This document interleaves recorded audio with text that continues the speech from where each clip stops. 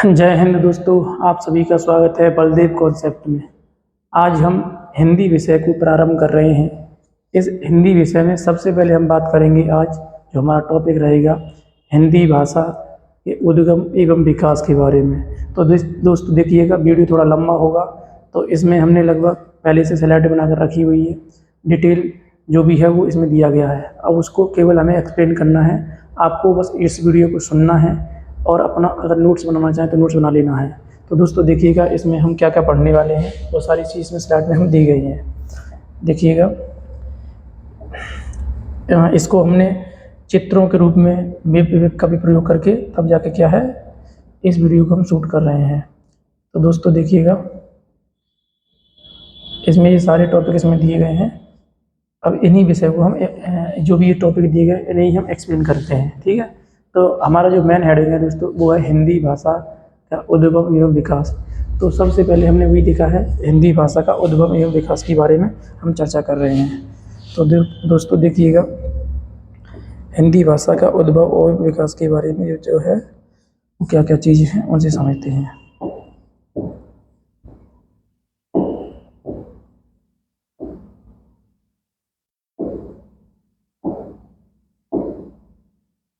देखिएगा दोस्तों, हेडिंग का नाम है हिंदी भाषा का उद्भव एवं विकास।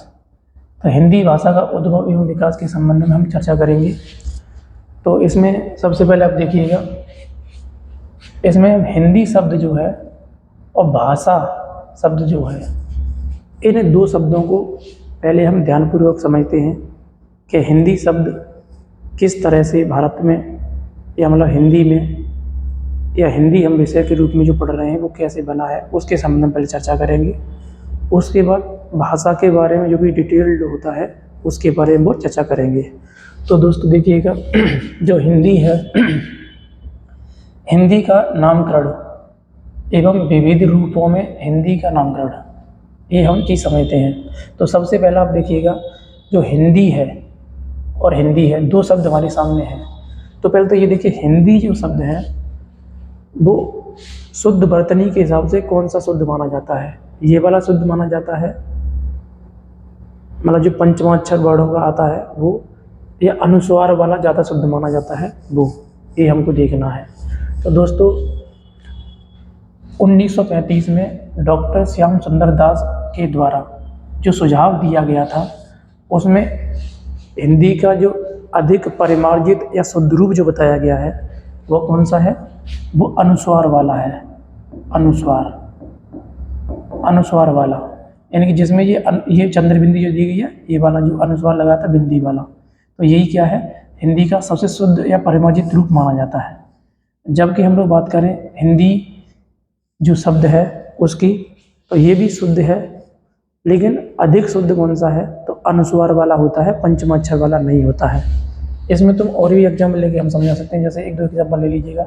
जैसे हमने शंकर शब्द लिया, तो जो शंकर शब्द है ये अधिक शुद्ध माना जाएगा कि इसका पंचमा अक्षर जो का पंचमाक्षर होता है ये वाला शुद्ध माना जाएगा, शंकर, राइट। तो दोस्तों ये आपको ध्यान रखना है कि शंकर जो शब्द है ये अधिक शुद्ध माना जाएगा, जबकि पंचमा अक्षर जो भी वर्ड होता है, जो भी मतलब वर्ग है, आपने सुना होगा जब व्यंजन पढ़ते हैं तो व्यंजन में क वर्ग ट वर्ग तो क चट तब, मतलब 5 वर्ग हैं। तो उनमें से जो पंचमा अक्षर होता है, जो भी इनमें से पहले आ रहा था उसके अकॉर्डिंग, तो मान लो इसमें क आ रहा है तो का पंचमा अक्षर क्या होता है? अंगा होता है। तो शंकर शब्द ये भी लिखा हुआ है और शंकर ये भी लिखा है, लेकिन शुद्ध कौन सा माना जाएगा? ये वाला शुद्ध माना जाता है, अनुस्वार वाला। यह सुझाव किसने दिया है? तो ये सुझाव 1935 में डॉक्टर श्याम सुंदर दास ने दिया था। तभी से ही अनुस्वार क्या है, अधिक शुद्ध माना जाता है।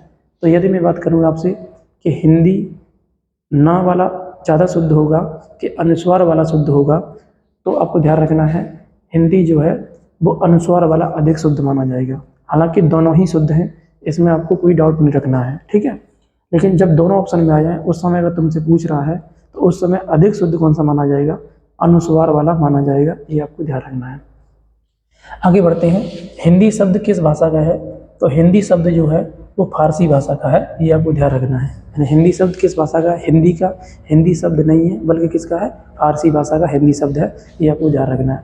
नेक्स्ट हम बात करते हैं कि हिंदी शब्द जो है इसकी उत्पत्ति कैसी हुई है, इसको थोड़ा सा हम लोग जानते हैं। तो हिंदी शब्द का सीधे संबंध जो है किससे है, वो संस्कृत भाषा से है ना। और संस्कृत में यदि आप देखोगे, है ना, जो हिंदी था इसे हम सिंधु शब्द से रिलेट कर सकते हैं। और उस समय वहाँ पर जो सिंधु था वो क्या था, एक नदी का नाम था। लेकिन जो सिंधु शब्द है, सिंधु शब्द यह ईरानी भाषा के प्रभाव में आकर जो जो मतलब सा था, सा का हा के रूप में प्रयोग होने लगा, और जो धा था इस धा का द के रूप में प्रयोग होने लगा। तो इस तरह से हम कह सकते हैं कि सिंधु से हिंदी शब्द की उत्पत्ति हुई है। मतलब उस समय जो यहाँ पर मतलब आर्य लोग रहते थे, तो आर्य लोगों के बाद में जो ये प्रोनाउंसिएशन था वहाँ पर ईरानी भाषाओं का ज़्यादा होने लगा। तो ईरानी भाषाओं के प्रभाव में क्या हो गया, स को हा में और ध को द में चेंज कर दिया गया। इस तरह से हिंदी जो शब्द है इसकी उत्पत्ति हुई है, ये आपको ध्यान रखना है। हालांकि हिंदी शब्द फारसी भाषा का है, ये भी आपको ध्यान रखना है, ठीक है। हिंदी शब्द का सर्वप्रथम प्रयोग, है ना, भाषा परक के अर्थ में ना होकर, ध्यान रखना है, ये भी बिंदु आपके लिए इम्पोर्टेंट है कि हिंदी शब्द का सर्वप्रथम प्रयोग भाषा परक के रूप में नहीं किया गया है, बल्कि किसके रूप में किया गया है, सिर्फ एक सभ्यता के रूप में किया गया था शुरुआत में। इसका एक एग्जाम्पल हम ले सकते हैं, एक उर्दू के शायर हैं मोहम्मद इकबाल, और मोहम्मद इकबाल ने एक मतलब कथन दिया था कि हिंदी है हम, वतन है हिंदुस्तान हमारा, हिंदुस्तान हमारा। तो हिंदी है हम मतलब भारत क्या है, हिंदी है, और हिंदुस्तान मतलब हिंदुस्तान यानी भारत क्या है, हमारा वतन हमारा, ठीक है। तो इस तरह से हम रिलेट कर सकते हैं कि शुरुआत में हिंदी जो था वो भाषा परक अर्थ के रूप में ना होकर के सिर्फ एक मतलब सभ्यता को दर्शाता था। तो हम इस तरह से कह सकते हैं कि हिंदी जो है शुरुआत में क्या था, एक सभ्यता को दर्शाता था। हालांकि बाद में क्या हुआ, यही हिंदी शब्द जो था वो क्या हो गया, भाषा के लिए प्रयोग किया जाने लगा। तो तभी से क्या है, हिंदी जो है हमारे अस्तित्व में आ गया, और हिंदी तब से चला आ रहा है। हालांकि अगर देखा जाए हिंदी जो है इसका विकास 1050 ईस्वी से माना जाता है, 1050 ईस्वी से, ठीक है। और इस हिंदी शब्द को मतलब कई सारे नामों से जानते हैं जो हम समझेंगे आगे, जो कि 1325 में हिंदवी के नाम से अमीर खुसरो ने अधिक प्रसिद्ध किया था। अमीर खुसरो कौन है, तो अमीर खुसरो खड़ी बोली के पितामह कहे जाते हैं। तो उन्होंने ही क्या किया था, हिंदी शब्द को हिंदवी के रूप में अधिक प्रसिद्ध किया था, ये आपको ध्यान रखना है। तो ये तो कुछ हिंदी के शब्द के बारे में, इतिहास के बारे में चर्चा किया, ये आपको ध्यान रखना है। आगे हम लोग बढ़ते हैं, तो आगे क्या है देखिएगा। अब हम समझते हैं दोस्तों, जो हिंदी के विविध नाम हैं वो क्या क्या है, उन पर और हम नज़र डालते हैं, उनको समझते हैं। तो देखिएगा, जो हिंदी है, हिंदी को हम उर्दू के रूप में भी प्रयोग करते हैं, हिंदी को हम रेखता भी कहते हैं, हिंदी को हम देहलवी भी कहते हैं, और हिंदी को हम आर्य भाषा भी कहते हैं। ये सभी नाम जो हैं वो किसके निकनेम हैं, हिंदी के ही हैं।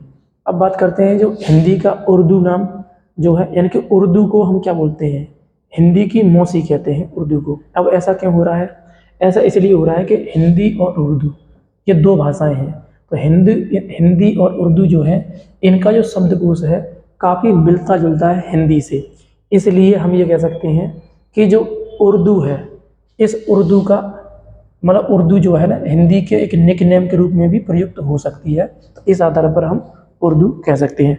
और आप ये लोग जानते ही होंगे, उत्तर प्रदेश की आधिकारिक भाषा क्या है, हिंदी है, जबकि उत्तर प्रदेश की दूसरी आधिकारिक भाषा क्या है, उर्दू है। तो दोनों की दोनों क्या है, सिमिलर हैं।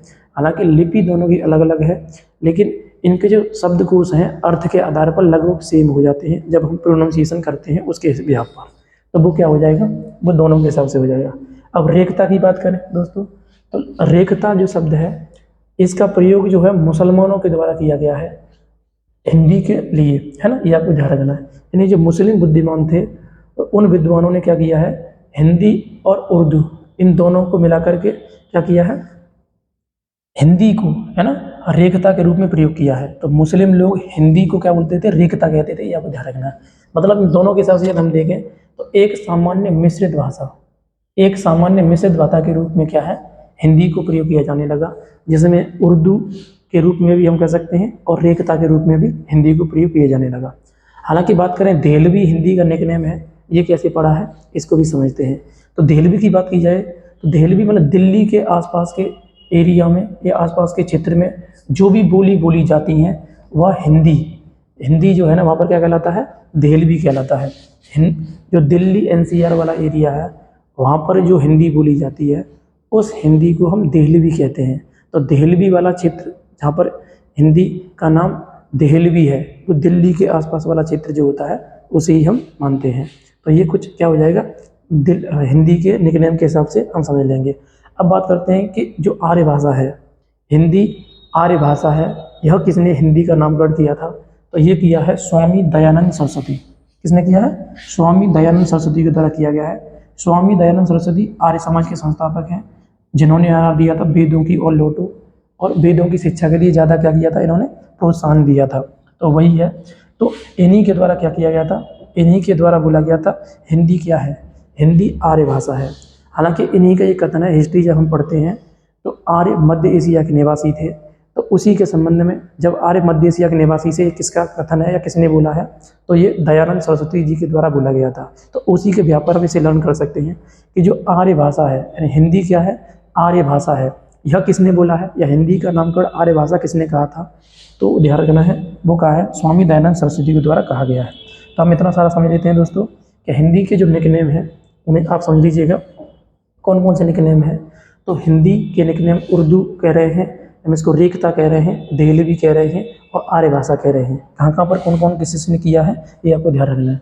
आगे बढ़ते हैं दोस्तों, हिंदी को हिंदुस्तानी नामकरण भी दिया गया है, यानी हिंदी को एक निकनेम और क्या दिया गया है, हिंदुस्तानी।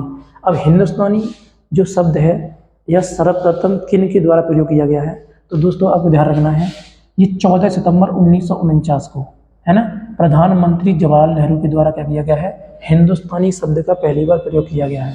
इसके बारे में तुम थोड़ा सा जानिएगा कि जब भारतीय संविधान सभा का गठन हो गया था, तो संविधान सभा गठन होने के बाद में जब हिंदी के संबंध में बात रखी गई थी, तो हिंदी के संबंध में क्या हुआ था, सितंबर महीने में है ना, यानी लगभग 12 सितंबर से लेकर के जो है ना 14 सितंबर तक हिंदी के संबंध में क्या रहा, बहस हुई कि हिंदी भारत की भाषा होगी या नहीं होगी, इसके संबंध में चर्चा की गई।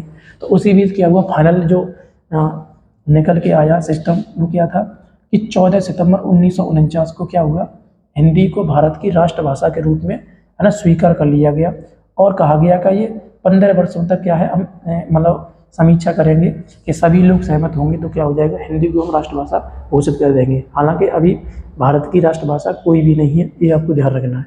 और 14 सितंबर को ही दोस्तों हम क्या मनाते हैं, है ना, हिंदी दिवस के रूप में मनाते हैं। अभी से क्या है, हिंदी दिवस जो है कब मनाया जाता है, 14 सितंबर को। तो हिंदुस्तानी, तो इस शब्द का प्रयोग हिंदी और उर्दू दोनों भाषाओं को एकीकृत के रूप में देखने के लिए किया गया था। इस शब्द का प्रयोग पहली बार किसके द्वारा किया गया है, तो प्रधानमंत्री जवाहरलाल नेहरू के द्वारा किया गया था। यानी हिंदुस्तानी, हिंदी का एक नामकरण और हुआ है हिंदुस्तानी, और ये हिंदुस्तानी नाम किन महोदय ने दिया था, तो जवाहरलाल नेहरू के द्वारा दिया गया था, ये आपको ध्यान रखना है। बात करते हैं दोस्तों दक्कनी, हिंदी का नाम दक्कनी भी है। तो दक्कनी जो है ये कब से प्रयोग होने लगा है, तो दक्षिण भारत में। दक्षिण भारत में यदि हम देखें मुस्लिमों के द्वारा हिंदी का नाम क्या किया गया है, प्रयोग किया गया है दक्कनी, है ना। दक्षिण भारत की ओर यदि हम जाते हैं तो दक्षिण भारत में हिंदी जो हमें देखने को मिलता है वो दक्षिणी के नाम से देखने को मिलता है, ये आपको ध्यान रखना है। उसी प्रकार से बात करते हैं कि हिंदी क्या है, देसी भाषा है। हिंदी क्या है, देसी भाषा है। तो हिंदी जो है देसी भाषा है। इस शब्द का प्रयोग हमें जो निकनेम के रूप में हिंदी के मिलता है वो मध्यकालीन जो कवि थे उन लोगों ने क्या किया है, देसी भाषा के रूप में हिंदी का नामकरण किया है और उसका प्रयोग किया गया है। तो हिंदी देसी भाषा के रूप में प्रयोग की गई है, वो मध्यकालीन कवियों के द्वारा की गई है, ये आपको ध्यान रखना है। इसके अलावा हम लोग बात करते हैं कि हिंदी क्या है, परदेसी भाषा है। क्या है, परदेसी भाषा। तो हिंदी परदेसी भाषा है। तो इस शब्द का प्रयोग सर्वप्रथम किन महोदय ने किया है, तो हरिश्चंद्र, किसने किया है, भारतेंद्र हरिश्चंद्र के द्वारा किया गया है। तो भारतेंद्र हरिश्चंद्र के द्वारा क्या किया गया, परदेसी भाषा, यानी हिंदी का निकनेम एक क्या है, परदेसी भाषा है। यह परदेसी भाषा किसने प्रयोग किया था, भारतेंद्र हरिश्चंद्र के द्वारा किया गया था। जिसमें हम देख सकते हैं भारतेंद्र हरिश्चंद्र कौन है, तो खड़ी बोली के लिए ये बहुत प्रसिद्ध हैं। दूसरा क्या, आधुनिक युग के पितामह, हिंदी के आधुनिक युग के पितामह किसे कहते हैं? तो भारतेंद्र हरिश्चंद्र को ही कहते हैं। हिंदी, हिंदू, हिंदुस्तान, ये जो नारा है वो किसने दिया था? तो भारतेंद्र हरिश्चंद्र के द्वारा ही दिया गया था, ये आपको ध्यान रखना है। इन्होंने ही इसको परदेसी भाषा के रूप में प्रयोग किया था। ठीक है, आगे बढ़ते हैं दोस्तों। हिंदवी शब्द, हिंदवी शब्द भी हिंदी का एक निकनेम है, और हिंदवी शब्द पहली बार जो प्रयोग किया था वो प्रयोग किया है मलिक मोहम्मद जायसी ने, है ना। इन्होंने जब प्रयोग किया है किसके रूप में किया है? तो व्यापक लोक भाषा के रूप में किया है। व्यापक लोक भाषा में क्या आता है? अरबी, फारसी और तुर्की यानी कि इत्यादि भाषाओं का प्रयोग, यानी इन अरबी, फारसी और तुर्की भाषाओं के शब्दों को जब हिंदी में प्रयोग किया जाने लगा था, मलिक मोहम्मद जायसी के द्वारा जो भी इनके द्वारा कृत रचनाएं थी उनमें हिंदवी शब्द प्रयोग किया गया हिंदी के लिए। हालांकि मैं आपसे बात कर रहे हैं, पहले ही हम कर चुके हैं कि 1325 ईस्वी में अमीर खुसरो के द्वारा भी क्या किया गया है? हिंदवी शब्द का प्रयोग किया गया है। और हिंदवी शब्द को अधिक प्रसिद्ध बनाया था किसने? तो अमीर खुसरो ने बनाया था। और अमीर खुसरो जो है वो क्या खड़ी बोली के पिता हैं। क्या है? खड़ी बोली के पिता किसे कहते हैं? अमीर खुसरो को कहते हैं, ये आपको ध्यान रखना है। नेक्स्ट हम लोग देखते हैं जवान ए हिंदी। हिंदी का एक और निकनेम है जवान ए हिंदी। तो जवान ए हिंदी, हिंदी का निकनेम ये जो है ये हमें कहाँ देखने को मिलता है दोस्तों? तो अरबी और फारसी साहित्य में हिंदी का जो नाम है वो क्या है? जवान ए हिंदी है ना, ये आपको ध्यान रखना है।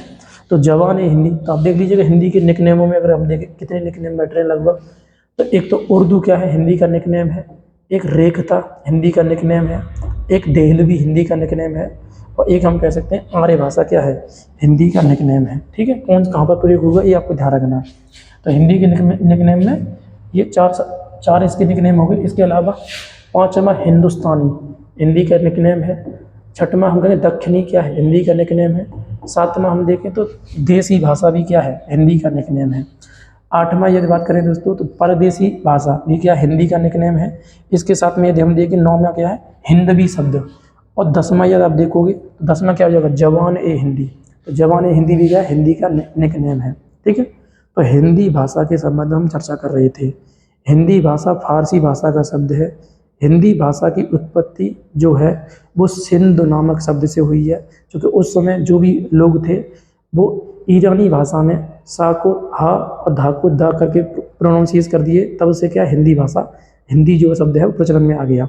हालांकि हम बात करें तो हिंदी के अन्य निकनेम भी हैं। समय समय पर लोगों ने अपने अपने तरीके से क्या किया है? हिंदी को अपने मतलब साहित्य के अकॉर्डिंग या अपनी भाषा के अकॉर्डिंग क्या है? उसके निकनेम के रूप में प्रयोग कर लिया है, जो कि बाद में हम इसको पढ़ रहे हैं। तो लगभग 10 में हम क्या है? ये हिंदी के निकनेम के रूप में आ जाएंगे। आगे बढ़ते हैं दोस्तों। तो अब आगे देखिएगा, समझिए थोड़ा सा। विश्व में लगभग 3000 भाषाएं बोली जाती हैं। कितनी भाषाएं बोली जाती हैं? 3000। ठीक है, हालांकि ये भाषाएं लगभग 7500 से करीब हैं, लेकिन जो मुख्य रूप से अगर भाषाओं की बात करें, जो जिनमें ज़्यादा लोग बोलने के मतलब उस पर रहते हैं करोड़ों की संख्या में, तो उसके हिसाब से यदि हम देखें तो विश्व में लगभग 3000 भाषाएं बोली जाती हैं। अब भाषा परिवार की हम लोग बात करते हैं। भाषा परिवार कितना होता है? तो भाषा परिवार 4 हैं। कितने भाषा परिवार हैं? 4 भाषा परिवार है, ये आपको ध्यान रखना है। जिनमें से हम देखें तो भारोपीय भाषा परिवार एक है, भारोपीय भाषा परिवार। दूसरा हम देखेंगे द्रविड़ भाषा परिवार है। तीसरा ऑस्ट्रिक भाषा परिवार है। और चौथा चीनी तिब्बती भाषा परिवार है, ये आपको ध्यान रखना है। अब बात की जाए दुनिया में सर्वाधिक भाषाएं किस भाषा परिवार से बनी हैं? तो भारोपीय भाषा परिवार से। ठीक है, यानी कि 73% भारोपीय भाषा परिवार से ये भाषा बनी है। जैसे 3000 भाषाएं, ये 3000 भाषाएं लगभग इन 4 भाषा परिवारों से बनी हुई हैं, जिनमें से 73% दुनिया की भाषाएं हैं। वो भाषाएं किस भाषा परिवार से उद्गमित हैं? तो वो भारोपीय भाषा परिवार से उद्गमित है, ये आपको ध्यान रखना है। साथ ही द्रविड़ की बात करें तो द्रविड़ जो है ना, दक्षिण भारत की जो भाषाएं हमारी हैं, जो कि पूरी दुनिया में देखा जाए तो 25% जो भाषा परिवार है वो द्रविड़ का है। हालांकि भारत में, दक्षिण भारत में जो भाषाएं हैं मलयालम, तमिल, कन्नड़, तेलुगु, ये सभी किस भाषा परिवार के अंतर्गत आती है? तो द्रविड़ भाषा परिवार के अंतर्गत आती है। इनसे इनकी उत्पत्ति हुई है। नेक्स्ट दोस्तों बात करें हम ऑस्ट्रिक की। तो ऑस्ट्रिक भाषा परिवार से 1.3% भाषाओं का उद्गमन हुआ है। साथ ही चीनी तिब्बती की बात करें दोस्तों तो चीनी तिब्बती से 0.7% जो भाषाएं हैं वो उद्गमित हुई हैं। ठीक है, तो चीनी तिब्बती के हिसाब से ये आपको ध्यान रखना है। इतना क्लियर हो जाएगी। आगे बढ़ते हैं। हिंदी किस भाषा परिवार की भाषा है? तो हिंदी भारोपीय भाषा परिवार की भाषा है, ये आपको ध्यान रखना है। यानी कि हिंदी का विकास जो है वो लगभग 1050 ईस्वी में हुआ है, और यह किस भाषा परिवार की है? तो भारोपीय भाषा परिवार की भाषा है, ये आपको ध्यान रखना है, राइट। अब बात करते हैं आगे, दुनिया में बोली जाने वाली भाषाओं का क्रम हम देखते हैं कि दुनिया में सर्वाधिक कौन सी भाषाएं बोली जाती हैं। इनको भी समझिए, जो भी रहता है वो। तो सबसे नंबर 1 पर यदि हम देखें तो वर्तमान में अभी कौन है? अंग्रेजी है, ये आपको ध्यान रखना है। अंग्रेजी पूरी दुनिया में लगभग 113 करोड़ लोग क्या है बोलते हैं, ये आपको ध्यान रखना है, ठीक है। तो दुनिया में सर्वाधिक बोली जाने वाली भाषा अंग्रेजी वर्तमान में है, ठीक है। ये अभी न्यू अपडेटेड डाटा है, ध्यान रखना है, अंग्रेजी। दूसरे पर चीनी है, चीनी को मंडारिन कहते हैं। तो चीनी या मंडारिन किस भाषा परिवार की है? चीनी तिब्बती भाषा परिवार की। 0.7% भाषाओं का उद्गमन किससे हुआ है? चीनी तिब्बती भाषा परिवार से, उसी से क्या है? चीनी या मंडारिन भाषा का उद्गमन हुआ है, ये आपको ध्यान रखना है। हिंदी की बात करें दोस्तों, तो हिंदी दुनिया में तीसरे नंबर पर बोली जाने वाली भाषा है। दुनिया में तीसरे नंबर पर सर्वाधिक बोली जाने वाली भाषा कौन सी है? हिंदी है। और हिंदी बोलने वाले लोग कितने हैं? हिंदी बोलने वाले लोगों की संख्या कितनी है? तो ये 70 करोड़ है। कितनी है? 70 करोड़ जो लोग होते हैं वो क्या करते हैं? हिंदी को बोलते हैं, ये आपको ध्यान रखना है। चौथे पर कौन है? तो चौथे पर स्पेनिश है। चौथे पर कौन है? स्पेनिश। स्पेनिश बोलने वालों की संख्या कितनी है? तो 53 करोड़ है। कितनी हो जाएगी? 53 करोड़ हो जाएगी, ये आपको ध्यान रखना है, ठीक है, ये हो जाएगा। आगे बढ़ते हैं दोस्तों। तो अब आगे है हमारे सामने भाषा। अभी तक हमने जो बात किया है वो सिर्फ हिंदी शब्द के संबंध में चर्चा किया दोस्तों। तो हिंदी के बारे में जो प्रश्न बन सकते हैं उनके संबंध में हमने चर्चा किया। अब बात करते हैं भाषा। भाषा किसे कहते हैं उसको समझते हैं। तो समझिएगा भाषा के बारे में। भाषा के बारे में तुम देखो दोस्तों, तो भाषा शब्द का जो उत्पत्ति है वो भाष धातु से हुआ है। किससे हुआ है? भाष धातु से।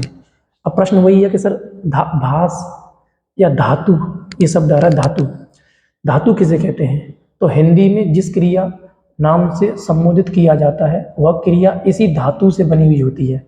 और एक्चुअल में क्या है कि संस्कृत में जो क्रियाएं होती हैं उन क्रियाओं को ही हम धातु कहते हैं। संस्कृत में प्रयुक्त होने वाली क्रियाएं क्या कहलाती हैं? धातु। इसका मतलब क्या है कि हिंदी की उत्पत्ति एक्चुअल में देखा जाए तो संस्कृत भाषा से हुई है, क्योंकि हिंदी की जगत जननी भाषा क्या है? संस्कृत है। तो और मूल भाषा या संस्कृत भाषा एक ही बात होती है, तो उसी के हिसाब से हम समझ रहे हैं। तो यानी कि जो भाष शब्द है ना, भाष शब्द, तो भाष शब्द क्या है? संस्कृत में एक धातु है जो कि क्रिया के रूप में प्रयोग होता है ना। क्रियाओं को क्या बोलते हैं? धातु कहते हैं संस्कृत में, ठीक है। और संस्कृत को ही हम क्या बोलते हैं? मूल भाषा कहते हैं, ये आपको ध्यान रखना है। तो आप समझते हैं कि भाषा शब्द की उत्पत्ति भाष धातु से हुई है, ये आपको ध्यान रखना है। भाष धातु का जो अर्थ होता है वो होता है विचार प्रकट करना। क्या होता है? विचार प्रकट करना, ये आपको ध्यान रखना है। मतलब भाष धातु का जो अर्थ है हिंदी में वो क्या हो जाएगा? विचार प्रकट करना हो जाएगा, ये आपको ध्यान रखना है। अब वही हम समझते हैं कि जो हम भाषा समझ रहे हैं, तो मनुष्य के मन की जो अध्वन्यात्मक इकाई है ना, मनुष्य के मन की अध्वन्यात्मक इकाई को हम क्या बोलते हैं? भाषा कहते हैं। इसको समझना है आपको। देखो कैसे अध्वन्यात्मक मतलब क्या होता है इसमें। देखो एक तो क्या आ उपसर्ग है, मूल शब्द क्या है? ध्वनि है, एक आत्मक शब्द है, ठीक है, ये आपको ध्यान रखना है। आ माने क्या होता है? नहीं, है ना, जिसमें आवाज, ध्वनि माने आवाज, है ना, जिसमें ध्वनि आवाज, और आत्मा माने होता है स्वरूप। क्या होता है? स्वरूप। यानी कि हम ये कह सकते हैं भाषा विचार प्रकट करने का क्या है? एक मतलब साधन है ना। लेकिन मन में क्या होता है? अध्वन्यात्मक इकाई होती है या मन की, मनुष्य की, जिसमें क्या होता है? जिसमें आवाज़ नहीं होती है। लेकिन फिर भी क्या होता है? फिर भी कहीं ना कहीं देखा जाए एक व्यक्ति अपने विचारों को जब वो कहता है और दूसरा व्यक्ति उन विचारों को ग्रहण कर लेता है, तो उस समय दोनों के मध्य कम्युनिकेशन हो जाता है या संप्रेषण हो जाता है या विचारों का आदान प्रदान हो जाता है। तो उस समय जो विचारों का आदान प्रदान हो रहा है उसमें कौन भूमिका निभा रहा है? तो वो है भाषा। कौन हो जाएगा? भाषा। तो भाषा क्या है? विचारों को अभिव्यक्त करने का एक साधन है ना। इस हिसाब से हम समझ लेंगे। तो भाषा की परिभाषा एक्चुअल में आप देख लीजिए, मैं लिखा हुआ यहाँ पर, भाषा वह माध्यम है या साधन है जिसके द्वारा एक व्यक्ति या व्यक्तियों का समूह दूसरे व्यक्ति या व्यक्तियों के समूह तक अपने विचारों का आदान प्रदान या विचार विनिमय या विचार विमर्श या लेन देन करते हैं, इसी स्थिति को हम क्या बोलेंगे, भाषा कह देंगे। इसको आप एग्जाम्पल के रूप में समझने की कोशिश कीजिएगा। ये दो व्यक्ति हैं, जैसे मान लेते हैं ये व्यक्ति क है, ये व्यक्ति ब है। इन दोनों के मध्य में विचारों का आदान प्रदान हो रहा है। मतलब ये व्यक्ति जब कोई बात रखता है तो इस व्यक्ति को इसकी बात समझ में आ रही है, और ये व्यक्ति जब कोई बात रखता है तो इस व्यक्ति को भी इसकी बात समझ में आ रही है। तो जो विचारों या संप्रेषण जो है, इनका आदान प्रदान जो हो रहा है, वह आदान प्रदान एक साधन या माध्यम के रूप में हो रहा है, और उस माध्यम या साधन का नाम क्या है, भाषा है।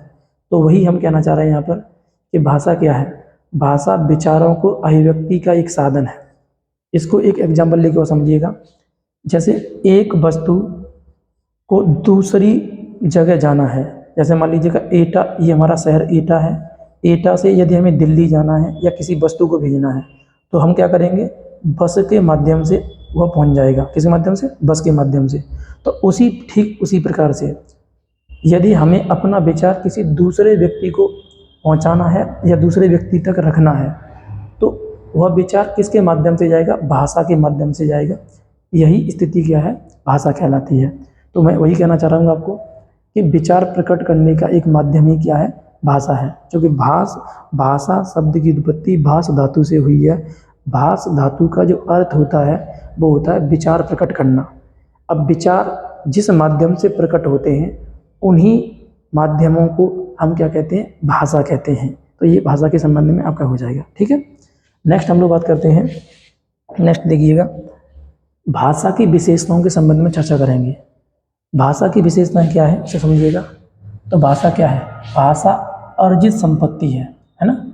भाषा जन्मजात नहीं होती है, ये आपको ध्यान रखना है। क्या भाषा जन्मजात है, तो भाषा जन्मजात नहीं होती है, बल्कि कैसी है, अर्जित है। मतलब इसको लर्निंग करना पड़ता है, सीखना पड़ता है, तब जाके क्या होता है, भाषा हमें जो है ना क्या होती है, अर्जित की जाती है। ठीक है, ध्यान रखना। तो भाषा की विशेषताओं में पहली विशेषता क्या है, भाषा अर्जित संपत्ति है। दूसरा, सामाजिक प्रक्रिया के द्वारा क्या है, भाषा सीखी जाती है।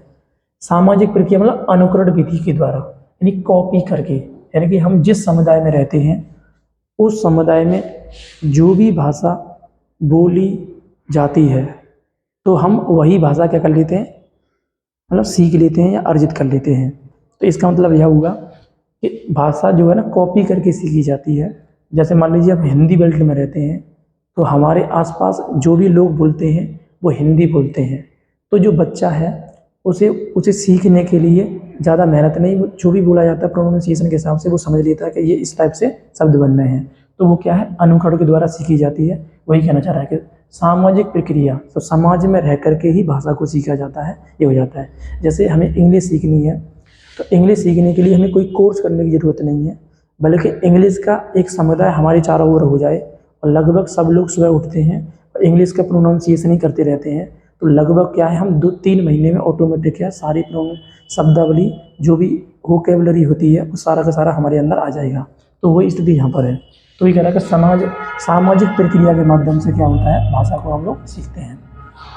नेक्स्ट दोस्तों देखते हैं, भाषा का अंतिम स्वरूप नहीं होता है। भाषा का क्या है, अंतिम स्वरूप नहीं होता है। मतलब यहाँ पर ये हुआ कि भाषा परिवर्तनशील होती है। मतलब ऐसा नहीं कि जैसे मान लीजिएगा अभी वर्तमान में जैसे हम 2-3 शब्द ले लेना, जैसे मान लीजिएगा एक शब्द लिया हमने चारपाई, ठीक है, और इस चारपाई को कहीं खाट कहते हैं, कहीं खटिया कहते हैं, तो मतलब भाषा का अंतिम स्वरूप नहीं है। मतलब ऐसा नहीं है कि चारपाई ही हर जगह बोला जाएगा, इसको ये परिवर्तनशील है। मतलब कोई व्यक्ति चारपाई कह रहा है, कोई खाट कह रहा है, कोई खटिया कह रहा है। अब कौन सा शब्द अधिक प्रचलन में रहेगा, इसकी चर्चा जो है ना वो कैसे पता पड़ेगी, तो इसकी चर्चा पता पड़ती है दोस्तों, चारपाई मतलब कितने लोग बोलने वाले हैं। मान लो खटिया शब्द अधिक अगर प्रयोग में हो रहा है तो फिर जो चारपाई शब्द है उसे हटा करके फिर खटिया शब्द ही क्या आ जाएगा, हमारे रिदम में आ जाएगा या व्यवहारिक बन जाएगा। तो वही क्या कहना चाह रहा है कि भाषा कैसी है, परिवर्तनशील है, ये कहना चाह रहा है। नेक्स्ट देखिएगा, भाषा का मानक रूप होता है, स्टैंडर्ड है ना, मानक रूप होता है। मानक रूप का मतलब यह है लिपि होती है भाषा की, जिसमें पता होता है कि कैसी चीज़ कैसे लिखी जाएगी, तो मानक रूप होता है, ये आपको ध्यान रखना। हर भाषा का अपना एक मानक रूप है। जैसे कि हिंदी की जो लिपि है वो देवनागरी लिपि है, और देवनागरी लिपि में जैसे क शब्द जो है, क वर्ड वो ऐसे बनता है, तो यह जो है ना एक मानक रूप है। अब कोई व्यक्ति कहे कि हम तो क को तो ऐसे बनाएंगे कुछ करके, तो ऐसा नहीं होता है, हाँ वो गलत मान लिया जाएगा, ये आपको ध्यान रखना है। तो उसी के संबंध में क्या है चर्चा कर रहा है, तो ये आपको समझ में आ गया होगा। नेक्स्ट हम लोग बात करते हैं भाषा स्वरूप। भाषा का जो स्वरूप होता है वो कठिन से सरल की ओर होता है, ये भी आप ध्यान रखना, भाषा की एक विशेषता है कि भाषा का स्वरूप कैसा है, कठिन से सरल की ओर है। देखो, जब हम पहली बार भाषा सीख रहे होते हैं, पहली बार, ठीक है, जैसे मान लो कि लिपि जो भी आ से लेकर के ज्ञान तक जो इसमें दिए गए हैं देवनागरी लिपि में, जब हम सीखते हैं तो हमें ये बहुत कठिन लगता है, लेकिन जैसे ही हम सब कुछ सीख लेते हैं तो सीखने के बाद में क्या है, अब वह जो भाषा हमें कठिन लग रही थी वो ऑटोमेटिक हमें सरल लगने लगती है। तो वही स्थिति यहाँ पर है कि भाषा का स्वरूप कठिन से सरल की ओर होता है, यह भी क्या है भाषा की एक विशेषता है, ये आपको ध्यान रखना है। तो भाषा की विशेषताओं में यदि हम बात करें तो 6 विशेषताएं आपकी हो गई। तो भाषा क्या है, अर्जित संपत्ति है। भाषा क्या है, सामाजिक प्रक्रिया है, यह अनुकरण द्वारा सीखी जाती है।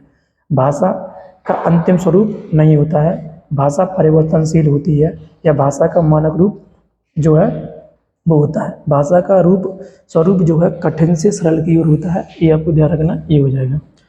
अब आगे बात करते हैं हम लोग कि जो भाषा है उसके संबंध में आगे क्या है वो देखिएगा। भाषा के कौशल की बात करते हैं, ठीक है, किसकी बात करते हैं, कौशल की। तो भाषा कौशल में यदि हम बात करें तो भाषा कौशल में आप देखिएगा,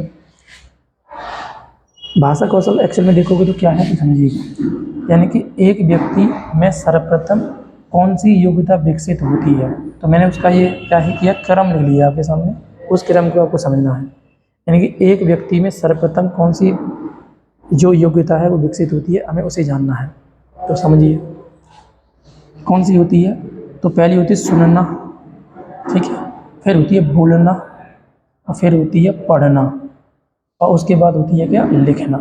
ठीक है, क्या होती है, लिखना होती है। यानी कि भाषा कौशल के अंतर्गत यदि हम देखें तो भाषा कौशल जो है उसमें सबसे पहला कौशल कौन सा है, वो है सुनना, है ना। ये जन्मजात योग्यता है सुनना, किसी किसी में नहीं होती है तो वो डिसेबिलिटी हो जाती है, ये आपको ध्यान रखना है। तो सबसे पहले बच्चा सुनना प्रारंभ करेगा, उसके बाद बोलना प्रारंभ करेगा, यानी सुनेगा तब बोलेगा, उसके बाद फिर वो पढ़ना प्रारंभ करेगा, और सबसे लास्ट में क्या करता है दोस्तों, लिखना प्रारंभ करता है। ये आपको ध्यान रखना कि लिखना बच्चा का प्रारंभ करेगा सबसे बाद में, यानी कि लिसनिंग, स्पीकिंग, राइटिंग, और पहले रीडिंग और राइटिंग, ठीक है। तो लर्निंग, स्पीकिंग, रीडिंग और राइटिंग, यह क्रम होता है भाषा कौशलों का। तो कोई भी व्यक्ति सर्वप्रथम कौन सी योग्यता रखता है जब वो भाषा सीखता है, तो भाषा कौशल 4 होते हैं। इन चारों कौशलों में सबसे पहला क्रम सुनने का है, फिर बोलने का है, फिर पढ़ने का है, फिर लिखने का है, यही भाषा कौशल के अंतर्गत आ जाता है। आगे बढ़ते हैं दोस्तों, तो आगे क्या है, आगे समझिएगा। अब देखते हैं भाषा के रूप या भाषा के प्रकार। भाषा के रूप या भाषा के प्रकार की हम लोग चर्चा करते हैं। भाषा के रूप की दोस्तों बात किया जाए तो देखो समझिएगा, भाषा के 3 रूप हैं। सबसे पहले कौन सा है, मौखिक भाषा, दूसरा है लिखित भाषा, और तीसरा होता है सांकेतिक भाषा, राइट। मौखिक भाषा किसे कहते हैं, इसे समझते हैं। लिखित भाषा किसे कहते हैं, इसे समझते हैं। और सांकेतिक भाषा किसे कहते हैं, इसे समझते हैं, ठीक है। तो मौखिक भाषा किसे कहते हैं कि जब कोई व्यक्ति अपनी बात को बोल करके रखता है किसी व्यक्ति के सामने, और सामने वाला व्यक्ति उस बात को सुन करके ग्रहण कर लेता है, तो ऐसी स्थिति जो है वह किस भाषा के रूप में आती है, तो वो हो जाता है आपका मौखिक भाषा। यानी कि बोल करके और दूसरा व्यक्ति सुन करके उसकी बात को समझ लेता है, और जो भी प्राप्त करना चाहता है, ग्रहण करना चाहता है, वो सारी चीज़ कर लेता है, तो वो क्या है, मौखिक भाषा कहलाता है। क्या कहलाता है, मौखिक भाषा। मैं वही दिया यहाँ पर, जब व्यक्ति अपने विचारों का आदान प्रदान बोलकर करता है और सामने वाला सुनकर ग्रहण करता है, तो ऐसी स्थिति जो है वो क्या हो जाएगी, वो हो जाएगी मौखिक भाषा। क्या हो जाएगी दोस्तों, मौखिक भाषा हो जाएगी। अब इस मौखिक भाषा में हम देखते हैं, कुछ एग्जाम्पल मैंने इसमें दिए हैं, समझिएगा। जैसे देखो, रेडियो से समाचार सुनना, अब रेडियो से देखो, रेडियो बोल रहा है और आप सुन रहे हैं, ये कौन सी भाषा है? कौन सी भाषा है? मौखिक भाषा है। कौन सी भाषा के द्वारा सुन रहे हैं आप? मौखिक भाषा के द्वारा। अब चूँकि आप हिंदी के समाचार सुन रहे हो, क्या सुन रहे हो? यदि इंग्लिश के, तो इंग्लिश की अगर आपकी कम्युनिकेशन की भाषा तो इंग्लिश के चल रहे होंगे, तो आप क्या कर रहे हो? एक्चुअल में एक बोल रहा है रेडियो पर, आप सुन रहे हो, तो ऐसी भाषा क्या कहलाती है? मौखिक भाषा कहलाएगी। इसी प्रकार से दोस्तों आगे देखिएगा, जो नेता द्वारा सभा को संबोधित किया जाना, यह भी कैसी भाषा का एग्जाम्पल है? मौखिक भाषा का ही एग्जाम्पल है, ये आपको ध्यान रखना है। नेक्स्ट हम लोग बात करते हैं प्रत्यक्ष साक्षात्कार, मतलब जो इंटरव्यू होता है, जो डायरेक्ट इंटरव्यू जिसे कहते हैं, उसमें भी अगर हम देखें तो जो इंटरव्यू पैनल होता है वो क्या करते हैं? अपनी बात को बोलते हैं और सुनते हैं, मतलब वो एक व्यक्ति बोलेगा दूसरा सुनेगा, ठीक है, ऐसे करके कम्युनिकेशन होता रहता है। तो ये भी किसका एग्जाम्पल है? मौखिक भाषा का ही एग्जाम्पल है, ये आपको ध्यान रखना है। नेक्स्ट हम बात करते हैं मोबाइल पर बतियाना। जैसे कि हम कभी कभी क्या करते हैं, मोबाइल पर जब बात कर रहे होते हैं, तो मोबाइल पर बात कर रहे होते हैं, हम अपनी बात कह रहे हैं, दूसरा व्यक्ति उधर सुनना है, तो यह जो कम्युनिकेशन है यह किस भाषा के रूप का है? तो ये लिखित मतलब किसका? मौखिक भाषा के रूप का है। किसकी भाषा के रूप का है? मौखिक भाषा के रूप का है, ये आपको ध्यान रखना है, मोबाइल पर बतियाना। आगे बात करते हैं दोस्तों, लिखित भाषा किसे कहेंगे? लिखित भाषा, तो लिखित भाषा में यदि आप देखोगे, यानी कि एक व्यक्ति अपने विचारों को लिखकर और दूसरा व्यक्ति उन विचारों को पढ़कर ग्रहण करता है, तो ऐसी स्थिति क्या कहलाती है? लिखित भाषा कहलाती है। तो इसी को हम बोलेंगे लिखित भाषा। अब लिखित भाषा में दोस्तों देखेंगे एग्जाम्पल कौन कौन से होते हैं, जैसे पत्र पत्रिकाएँ। पत्र पत्रिकाएँ आपने जैसे देखा, पत्र पत्रिका पहले से लिखी ही होती है, हम उन्हें पढ़ते हैं और समझ लेते हैं, तो ऐसी जो भाषा का रूप है वो कौन सा हो जाएगा? लिखित रूप हो जाएगा, ये आपको ध्यान रखना है। या जितनी भी पाठ्य पुस्तकें हैं वो, या समाचार पत्र, जैसे समाचार पत्र सुबह सुबह हम न्यूज़पेपर पढ़ते हैं, तो वो न्यूज़पेपर जो होता है वो क्या है? वो लिखा हुआ पहले से है और हम क्या कर रहे हैं? उसे पढ़ लेते हैं और पढ़ करके वहाँ पर जो भी चीज़ें हैं वो हमारी समझ में आती हैं, तो ऐसी स्थिति ही क्या कहलाती है? लिखित भाषा कहलाती है, ये आपको ध्यान रखना है। आगे हम बात करते हैं दोस्तों सांकेतिक भाषा। भाषा का जो तीसरा रूप है वो क्या है? सांकेतिक है। अब सांकेतिक देखो, आप लिख रहा संकेत के रूप में, है ना, करना, तो संकेत के रूप में मतलब जब कोई व्यक्ति अपने विचारों का आदान प्रदान संकेतों के रूप में करता है, तो ऐसी भाषा क्या कहलाती है? सांकेतिक भाषा कहलाती है। इसकी बात कर रहा है। जैसे आप एग्जाम्पल में आपको समझाता हूँ, जब तुम कभी स्कूल में पढ़ते होंगे, तो स्कूल में एक स्थिति रहती थी दोस्तों कि जैसे भरी क्लास चल रही है, शिक्षक पढ़ा रहे हैं, पता नहीं आपस में दो निम्न निम्नी उन्हें बतलाना है, तो आपको देखना, आपने देखा होगा कि वो इशारों ही इशारों में क्या है, उनकी सारी बातें ख़त्म हो जाती हैं और लोग व्यक्ति, और उनको अगर क्लास से बाहर जाना है तो एक व्यक्ति इशारा करेगा और दूसरा व्यक्ति इशारे में उसकी बात को समझ लेगा और चला जाएगा। ये जो स्थिति रहती है वो क्या है? वो सांकेतिक, यानी संकेत की स्थिति रहती है, वही क्या है? सांकेतिक भाषा में आ जाता है। लेकिन इसका जो ऑथेंटिक उदाहरण है वो क्या क्या है, उनको आप एक बार देख लीजिएगा क्या क्या है। क्रिकेट में एम्पायर के द्वारा, जैसे तुमने देखा होगा जब क्रिकेट हम लोग वॉच कर रहे होते हैं तो उसमें क्या होता है, ये चौका हो गया तो चौका का एक सिंबल होता है कि चौका, ऐसे वो कर देता है। छक्का बोला तो छक्के के हिसाब से उसने दो फिंगर ऊपर किया, यानी छक्का के हिसाब से। आउट है तो आउट के हिसाब से, जैसे लो वाइट बॉल है तो वाइट बॉल के हिसाब से, यानी कि दोनों हाथ ऐसे कर देता है। तो इसका मतलब यह हुआ कि यह जो इशारा है वो इशारा क्या बताता है, तो इशारों में लोग समझ जाते हैं कि ये चौके का इशारा है, ये छक्के का इशारा है, ये आउट का इशारा है, ये वाइड का इशारा है। तो यह जो भाषा एम्पायर ने प्रयोग किया है, यह भाषा किस भाषा का उदाहरण है? तो ये सांकेतिक भाषा का उदाहरण है, ये आपको ध्यान रखना है, ये हो जाएगा। इसके अलावा दोस्तों और क्या एग्जाम्पल ले सकते हैं हम लोग? सड़क चौराहे पर खड़े पुलिसकर्मी द्वारा गाड़ियों को रोकने व चलने की सूचना देना। तो आपको पता है ट्रैफिक पुलिसकर्मी जो होता है वह भी कहीं ना कहीं देखा जाए इशारा करता है, या फिर आप ऐसे मान लीजिए वहाँ पर लाइटें वगैरह लगी होती हैं, जैसे रेड लाइट है, ग्रीन लाइट है, येलो लाइट है। तो रेड लाइट का अगर सिग्नल हो गया है तो इसका मतलब जो सामने वाला व्यक्ति है उसे यह संकेत पता होता है कि हमें रुकना है। यदि ग्रीन लाइट का है तो वो पता होता है कि रास्ता खुल गया, आगे जाना है। तो वही स्थिति है। तो हम देख सकते हैं यहाँ पर, जैसे और भी आप एग्जाम्पल देख सकते हैं, जैसे ये सिंबल लगे हुए होते हैं। यदि हम किसी मोड़ पर मतलब टर्न ले रहे हैं तो मोड़ किस तरफ है उसको सिंबल के रूप में दिखाता है। तो ये भी क्या एक भाषा का ही एक संकेत है। उसी प्रकार से दोस्तों गाड़ियों में जो हॉर्न होते हैं, तो हॉर्न जैसे यदि हम बैक जा रहे होते हैं तो बैक में अगर देखो तो अलग हॉर्न होता है, सामने जा रहे हैं तो कुछ अलग हॉर्न होता है। तो हॉर्न के द्वारा व्यक्ति को पता लग जाता है पीछे कुछ है ना, समझ लेता है कि किसका हॉर्न है उसके हिसाब से। तो वही, तो ये भी क्या एक संकेत ही तो होता है, उस संकेत से हम पता कर लेते हैं कि क्या है। तो मैं यही कहना चाह रहा हूँ। और ओवरऑल देखा जाए तो कि सांकेतिक भाषा जो है वो इशारों की भाषा है। इशारों ही इशारों में क्या है, लोग अपनी बात को रखते हैं, दूसरा व्यक्ति इशारों ही इशारों वो दूसरे उस प्रथम व्यक्ति की बात को समझ लेता है। तो ऐसी स्थिति जो है वो किस भाषा की है, तो वो सांकेतिक भाषा की है, ये आपको ध्यान रखना है।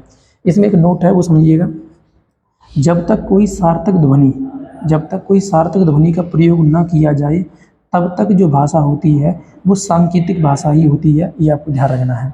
जब तक कोई सार्थक ध्वनि न हो, जैसे हम बात करें कि पक्षियों की भाषा हमारे हिसाब से क्या है, सांकेतिक हमको लगती है, हालांकि उनके हिसाब से वो समझ लेते हैं कि कैसे कैसे बोला जाता है, कैसे क्या है। क्योंकि मानव जो है वो सभी प्रजातियों में क्या है, सबसे ज़्यादा है ना, एक अच्छी स्थिति में है। तो उसके हिसाब से क्या मानव ने तो अपनी कोड बना ली है कि देवनागरी लिपि जो है वो हिंदी की लिपि है, और किस टाइप से किस चीज़ को कम्युनिकेशन करना वो बना लिया। क्योंकि पक्षी जो है या पशु जो है वो भी अपनी बात को रखते हैं, उनकी भी अपनी फीलिंग होती है, तो वो अपनी बात को रखते हैं, वो किसके द्वारा। तो अगर हमारे हिसाब से जैसे मानव जो सोचता है वो क्या हो जाएगा, सांकेतिक, क्योंकि उसमें कोई हम सार्थक ध्वनि नहीं ढूंढ पाते हैं। तो ऐसी स्थिति किसी क्या आ जाएगी दोस्तों, तो वो आ जाएगी सांकेतिक भाषा के अंतर्गत, ये बन जाएगा। ठीक है, आगे बढ़ते हैं अपन लोग दोस्तों। तो आगे क्या है वो समझिएगा। अब बात करते हैं जो सबसे सरल भाषा है, सबसे सरल भाषा। ठीक है, सब मतलब ये जो 3 भाषाएं आपके सामने दी गई हैं, तो ये तीनों भाषाओं में यदि हम देखें तो भाषा के प्रकार 3 हैं, या रूप कितने हैं, 3 हैं। तो अगर इन तीनों रूपों को या भाषा को समझें तो इसमें से अब देखें तो सबसे सरल भाषा कौन सी है, सबसे कठिन भाषा कौन सी है, और कठिन और सरल दोनों कौन सी है। तो समझ लीजिएगा, सबसे सरल भाषा है मौखिक भाषा। कौन सी भाषा है, सबसे सरल भाषा दोस्तों हो जाएगी, आपको कर लेना है, सबसे सरल भाषा मौखिक भाषा है। कौन सी भाषा है, मौखिक भाषा, क्योंकि इसमें उच्चारित शब्दों या वर्णों का सुनकर हम अर्थ समझ सकते हैं, इसलिए ये भाषा कैसी हो जाती है, मौखिक भाषा हो जाती है। हम इसे इस लिहाज पर समझ लेंगे। लेकिन बात करें दोस्तों कि सबसे कठिन भाषा कौन सी है, तो सबसे कठिन भाषा सांकेतिक भाषा है, ये आपको ध्यान रखना है।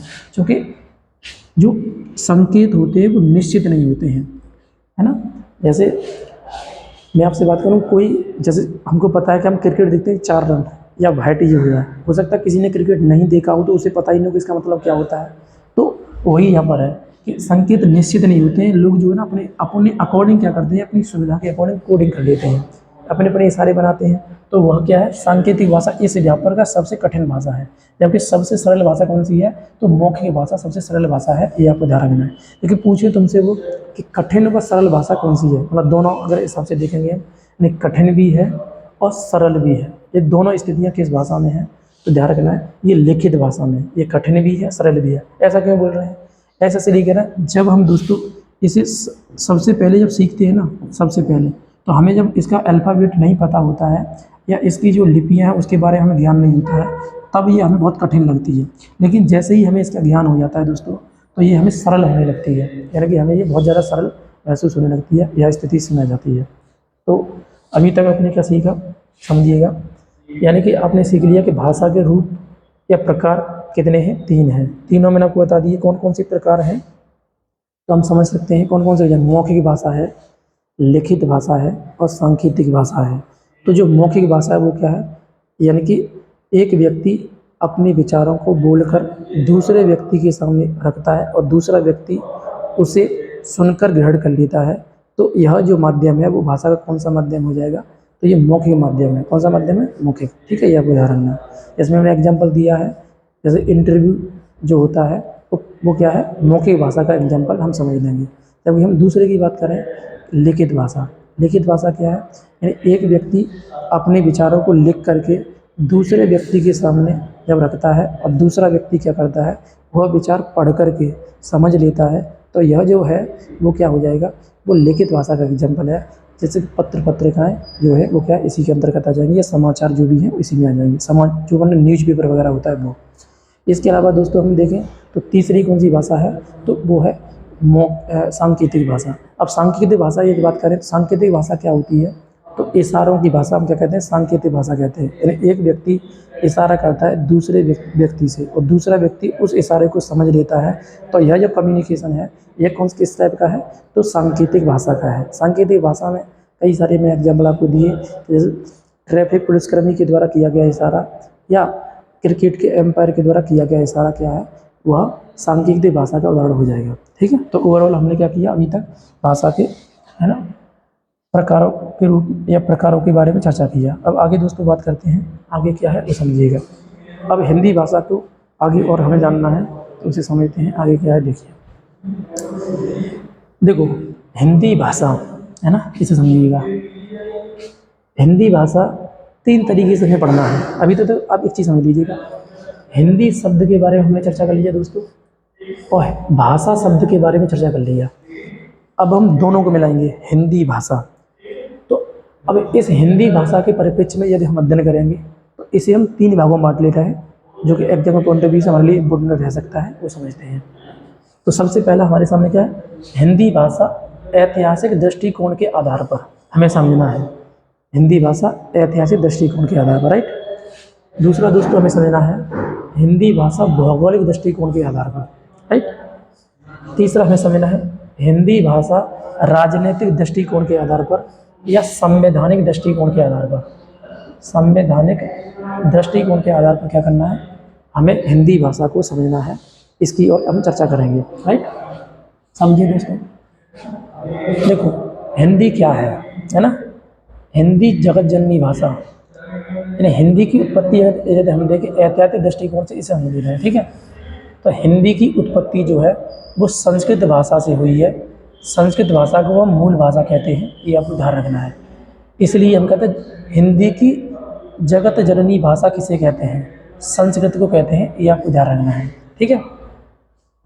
प्रारंभ में संस्कृत के 2 रूप होते थे, ये आपको ध्यान रखना है। 2 रूप कौन कौन से थे, एक तो वैदिक रूप था, वैदिक संस्कृत, एक था लौकिक संस्कृत, ठीक है। अब 2 रूप हैं, इसको समझो, क्योंकि हम जानते हैं कि भाषा परिवर्तनशील है। ये आपको जब भाषा पढ़ा रहे थे तो भाषा की विशेषताओं में आपको बताया था कि भाषा परिवर्तनशील होती है। भाषा में 2 स्थितियाँ आपको देखने को मिलती है कहीं पर भी, एक तो भाषा का सैद्धांतिक रूप होता है, एक व्यवहारिक रूप होता है। तो जो सैद्धांतिक रूप होता है यह अपरिवर्तनशील होता है, ये आपको ध्यान रखना है। लेकिन जो व्यवहारिक रूप होता है, चूँकि भाषा व्यवहार में क्या है, शब्दों को चेंज करके वो परिवर्तन होती रहती है। तो भाषा के किस रूप में परिवर्तन होता है, व्यवहारिक रूप में। तो वही हम समझते हैं हिंदी की जगत जननी भाषा क्या है, संस्कृत है।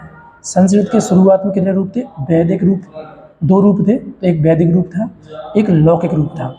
अब वैदिक रूप जो है वो हिंदी संस्कृत का क्या था, सैद्धांतिक रूप था। कैसा था, सैद्धांतिक भाषा थी। यानी कि सैद्धांतिक शब्द जैसे ही आ जाएगा तो भाषा क्या परिवर्तनशील नहीं होगी, नो परिवर्तन हो जाएगा, ठीक है, ध्यान रखना। यानी कि संस्कृत का वैदिक रूप में ही क्या है, वेद और उपनिषदों की क्या हुई है, रचना हुई है, ध्यान रखना है। यानी कि वेद और उपनिषद जो है वो किस भाषा में लिखे गए हैं, संस्कृत भाषा में। लेकिन संस्कृत भाषा के किस रूप में लिखे गए हैं, तो वैदिक रूप में। इसलिए जब कोई सामान्य व्यक्ति अगर उन्हें पढ़ता है तो वो इजीली समझ नहीं पाता है वेद और उपनिषदों को। उसका रीज़न वो यही है क्योंकि इसमें सिद्धांतिक भाषा का प्रयोग किया गया है। सैद्धांतिक भाषा जो होती है वो अधिक कठिन होती है, ध्यान रखना है। जबकि व्यवहारिक भाषा क्या है, सरल होती है। तो सैद्धांतिक भाषा में कोई भी परिवर्तन नहीं होगा इस व्याप पर। लेकिन हम बात करें आगे कि जो संस्कृत है, इस संस्कृत का एक और अन्य रूप था, वो था लौकिक रूप। क्या था, लौकिक रूप। और लौकिक रूप जो था वो क्या था, ये व्यवहारिक रूप था। कैसा था, व्यवहारिक। यानी कि जनता के द्वारा बोली जाने वाली भाषा क्या थी, लौकिक वाली थी, ठीक है, यह उदाहरण है। इसका मतलब ये हुआ कि लौकिक रूप में ही क्या हुआ था, रामायण और महाभारत की रचना हुई थी, ठीक है। यानी कि रामायण और महाभारत की रचना किस भाषा में हुई है, तो वो किस रूप में हुई है, तो वो हो जाएगी लौकिक रूप में। किस में हो जाएगी, लौकिक रूप में, ठीक है, यह उदाहरण है। अब क्योंकि हम लोग पहले पढ़ चुके हैं कि भाषा का जब विकास हो रहा होगा तो विकास में क्या होगा, भाषा परिवर्तनशील हो जाएगी, क्योंकि भाषा का ये क्या है, व्यवहारिक रूप है। तो समझिएगा, भाषा का परिवर्तन होगा यानी कि विकास होगा। और विकास हुआ तो क्या हुआ, लौकिक रूप से एक भाषा बनी जिसका नाम था पाली भाषा। क्या बनी, पाली भाषा। यानी कि संस्कृत से लौकिक और लौकिक से पाली, यानी संस्कृत का एक व्यवहारिक रूप क्या था, लौकिक था, लौकिक से पाली बनी है। जो पाली भाषा थी यह बौद्ध धर्म की भाषा है, ये आपको ध्यान रखना है। पाली भाषा किसकी भाषा है? बौद्ध धर्म की। और बौद्ध धर्म के जो पवित्र ग्रंथ हैं, इन ग्रंथों को बोलते हैं त्रिपिटक। क्या बोलते हैं दोस्तों? त्रिपिटक कहते हैं। तो त्रिपिटक की रचना किस भाषा में हुई है? तो पाली भाषा में हुई है, ये आपको ध्यान रखना है। तो संस्कृत से लौकिक, लौकिक से पाली बनी। अब पाली जो भाषा है, यह भी कहीं ना कहीं देखा जाए व्यवहारिक रूप में थी, तो इसमें भी परिवर्तन हुआ आगे चल करके। जब परिवर्तन हुआ तो पाली क्या होगी? प्राकृत होगी। तो पाली से किस भाषा की उत्पत्ति हुई?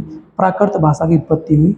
और प्राकृत भाषा जो है वो किन की भाषा है? तो जैन धर्म की भाषा थी। किसकी भाषा थी दोस्तों? जैन धर्म की भाषा थी प्राकृत भाषा। अब प्राकृत भाषा जैन धर्म की भाषा थी, इसका मतलब ये हुआ कि जैन धर्म के जो भी ग्रंथ हैं, जिन्हें हम आगम कहते हैं, तो ये जो पवित्र ग्रंथ हैं जैन धर्म के, यह किस भाषा में लिखित हैं? तो यह कौन सी भाषा हो जाएगी? प्राकृत भाषा हो जाएगी। कौन सी भाषा हो जाएगी? प्राकृत भाषा हो जाएगी। ये आपको ध्यान रखना है, राइट? ये हो जाएगा। तो संस्कृत से लौकिक रूप यानी लौकिक संस्कृत आई, लौकिक संस्कृत का फिर विकास हुआ तो पाली भाषा, पाली भाषा का विकास हुआ तो प्राकृत भाषा। अब प्राकृत भाषा का जब विकास होता है तो क्या बनेगी? अपभ्रंश भाषा बनेगी। क्या बनेगी दोस्तों? अपभ्रंश भाषा बनेगी। और अपभ्रंश का जब विकास होता है तो क्या बन जाती है? सौरसेनी अपभ्रंश बनेगी। क्या बनेगी दोस्तों? सौरसेनी अपभ्रंश। क्या बन जाएगी? सौरसेनी। यानी कि हिंदी का पिता किसे कहते हैं? तो सौरसेनी अपभ्रंश को कहते हैं। यानी कि हिंदी भाषा की उत्पत्ति किस भाषा से हुई है? सौरसेनी अपभ्रंश से हुई है। हिंदी भाषा की जगत जननी भाषा है। हिंदी भाषा की जगत जननी भाषा क्या है दोस्तों? तो वो संस्कृत है। ठीक है, हिंदी भाषा का पिता किसे कहेंगे? तो सौरसेनी अपभ्रंश को कहेंगे। ये आपको ध्यान है। एक बार क्रम एक बार याद करिएगा। हमने बात किया हिंदी भाषा की जगत जननी भाषा संस्कृत है। संस्कृत भाषा के दो रूप थे, वैदिक रूप और लौकिक रूप। वैदिक रूप जो है उसमें अगर हम देखें तो वेदों की रचना हुई है। यह एक सैद्धांतिक भाषा थी जो कि परिवर्तनशील नहीं थी, इसलिए यह इसमें कोई परिवर्तन नहीं हुआ। लेकिन इसी संस्कृत का एक दूसरा रूप था लौकिक रूप। तो लौकिक रूप आम बोलचाल की भाषा थी, यानी व्यवहारिक भाषा थी।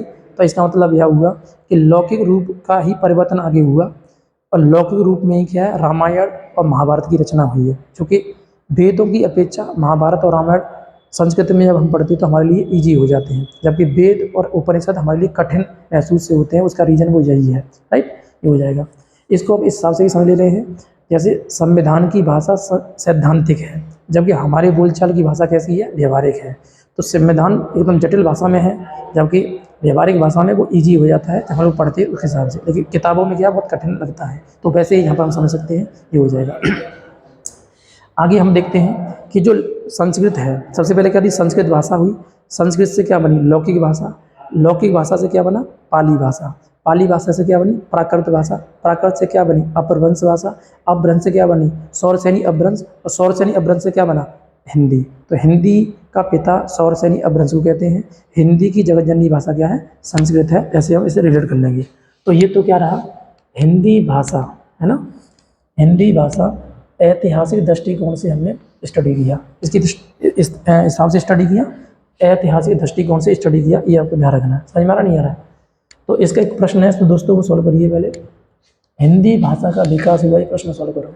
हिंदी भाषा का विकास हुआ है, ऑप्शन आपके सामने दिए गए हैं।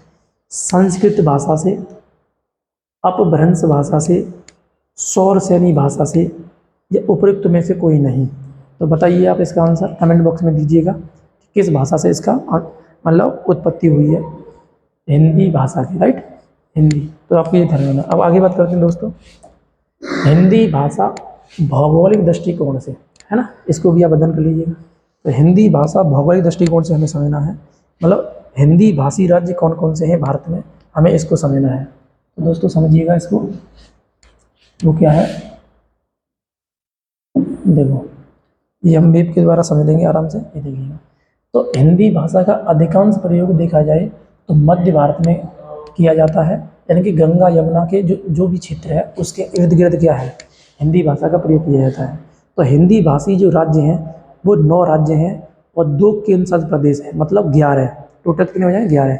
और इन्हीं 11 राज्यों में क्या है? इन्हीं 11 राज्यों में 70 करोड़ लोग निवास करते हैं। कुछ लोग विदेशों में भी हैं, ऐसी बात नहीं है। मॉरिशस में भी क्या हिंदी बोली जाती है। तो 70 करोड़ लोगों के द्वारा क्या है? हिंदी बोली जा रही है। ये आपको ध्यान रखना है। तो वो इसी के हिसाब से समझा जाएगा। तो समझिएगा, तो जो हिंदी भाषी राज्य हैं वो कौन कौन से हैं, तो हमने यहाँ पर 9+2 कर दिया है, तो 9 तो राज्य हैं और 2 केंद्र शासित प्रदेश हैं, ये आपको समझना है। तो आप मैप पे समझ लीजिएगा जो भी 2 राज्य हैं। उत्तर प्रदेश को आप क्या कर लो, आधार मान लो, उसके साथ समझ में आ जाएगा आपको। देखो समझो, देखिएगा, इसको हम कट कर ले रहे हैं।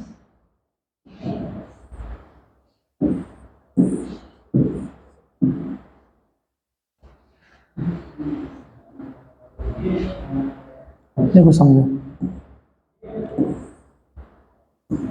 ये हमारा उत्तर प्रदेश है, समझिएगा।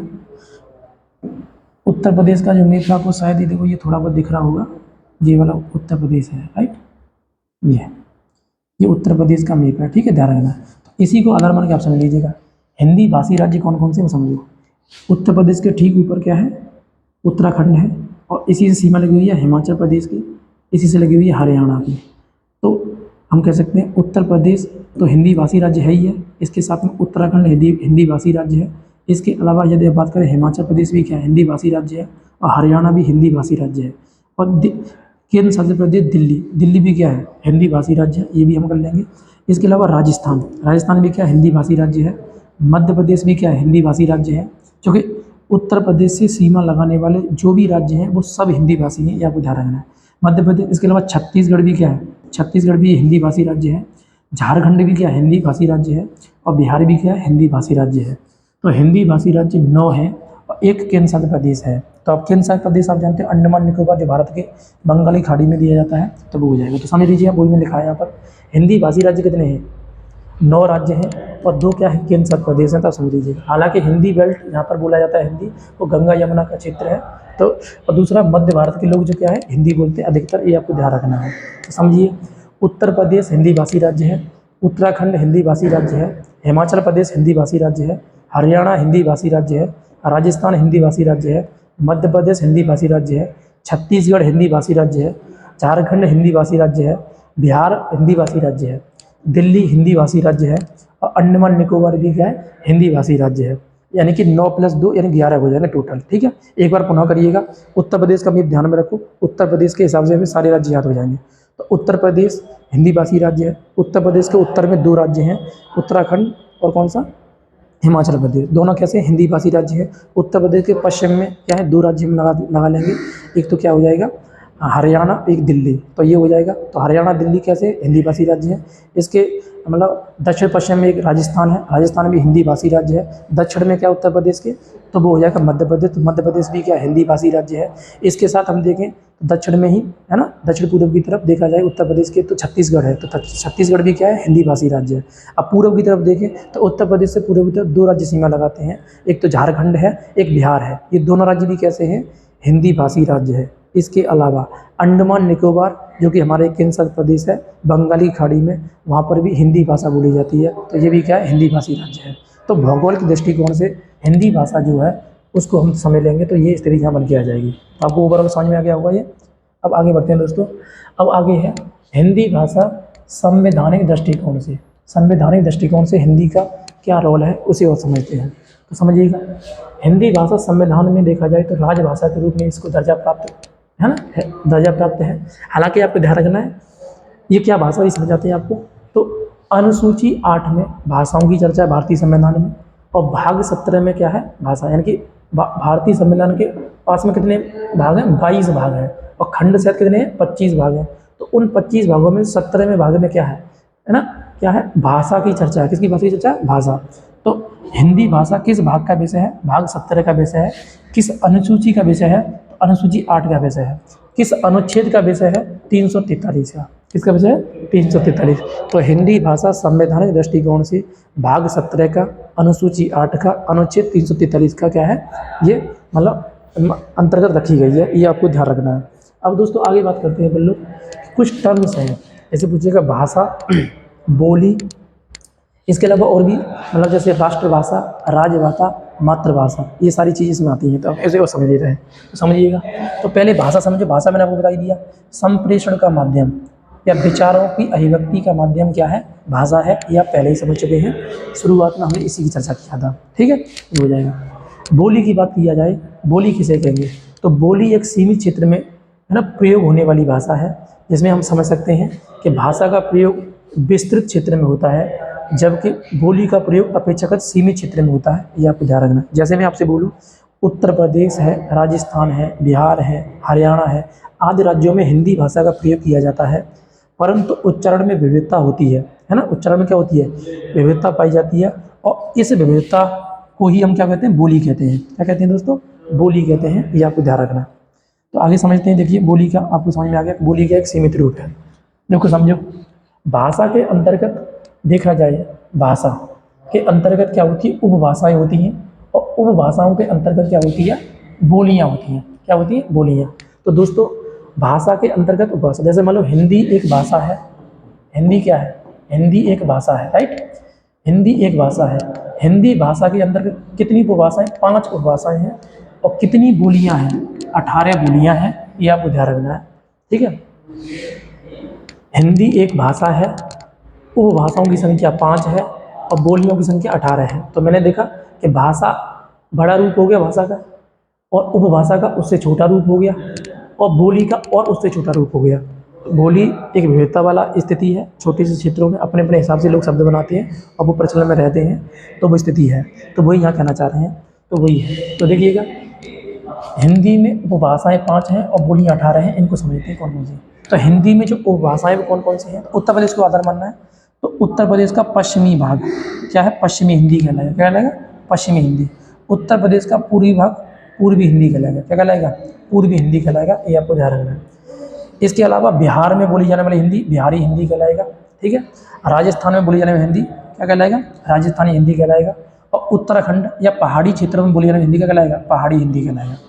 तो हिंदी की कितनी उपभाषाएं हैं? 5। कौन कौन सी? उत्तर प्रदेश को आधार मानो, उत्तर प्रदेश का पश्चिमी पश्चिमी हिंदी, उत्तर प्रदेश का पूर्वी तो पूर्वी हिंदी, जो एरिया रहेगा वो। इसके अलावा बिहार तो बिहारी हिंदी, इसके अलावा राजस्थान तो राजस्थानी हिंदी, इसके अलावा उत्तर में क्या है? पहाड़ी, जैसे उत्तराखंड, हिमाचल प्रदेश। तो उसे हम किन उपभाषाओं के अंतर्गत रखेंगे? तो वो हो जाएगी पहाड़ी हिंदी। किसके अंदर हो जाएगी? पहाड़ी। अब इन उपभाषाओं में क्या होती हैं? बोलियां होती हैं। जैसे पश्चिमी हिंदी, तो पश्चिमी हिंदी में बोली जाने वाली जो बोलियां हैं वो 5 हैं। कौन सी बोलियां? 5। वो 5 कौन कौन सी हैं? जैसे ब्रज भाषा, ये एक बोली है ब्रज भाषा। तो ये किसके अंतर्गत आती है? पश्चिमी हिंदी उपभाषा के अंतर्गत आती है। जैसे कन्नौजी, कन्नौजी किसके अंतर्गत आती है दोस्तों? तो पश्चिमी हिंदी भाषा के अंतर्गत आती है। बुंदेली भी किसके अंतर्गत आती है? पश्चिमी हिंदी भाषा के अंतर्गत। और बांगरू भी किसके अंतर्गत है? पश्चिमी हिंदी। और खड़ी बोली भी किसके अंतर्गत आएगी दोस्तों? तो ये भी आएगी पश्चिमी हिंदी के अंतर्गत। तो 5 हैं: ब्रजभाषा, कन्नौजी, बुंदेली, बांगरू और खड़ी बोली। ये सभी क्या है? पश्चिमी हिंदी की बोलियां हैं जो इसके अंतर्गत आती है। ये आपको ध्यान रखना है। उसी प्रकार से दोस्तों बात करें पूर्वी हिंदी की, तो पूर्वी हिंदी में 3 बोलियां बोली जाती हैं: अवधी, बघेली और छत्तीसगढ़ी। अवधी, बघेली, छत्तीसगढ़ी, ABC है ना, ABC। यानी पूर्वी हिंदी में बोली जाने वाली जो बोलियां हैं वो 3 हैं। ABC से A for Awadhi, B for Bagheli, C for Chhattisgarhi. तो ये हो जाएगा, इसके हिसाब से कर लेंगे। तो उपभाषा नंबर 1 क्या है? पश्चिमी हिंदी। उपभाषा नंबर 2 क्या? पूर्वी हिंदी। अब तीसरी उपभाषा की हम बात करते हैं दोस्तों, तो बिहारी हिंदी है। बिहारी हिंदी में कितनी बोलियां हैं? 3 बोलियां। तो मैथिली, मगधी और भोजपुरी। तो MMB क्या है? MMB। तो MMB से रिलेट करके आप याद कर सकते हो इसको कि मैथिली, मगधी, भोजपुरी ये किस उपभाषा के अंतर्गत बोली जाने वाली बोलियां हैं? तो बिहारी हिंदी के अंतर्गत बोली जाने वाली बोलियां हैं। ये आपको ध्यान रखना है। नेक्स्ट बात करते हैं दोस्तों राजस्थानी हिंदी। राजस्थानी हिंदी में यदि आप देखोगे तो 4 बोलियां बोली जाती हैं। राजस्थानी हिंदी में 4 बोलियां कौन कौन सी हैं तो समझिएगा।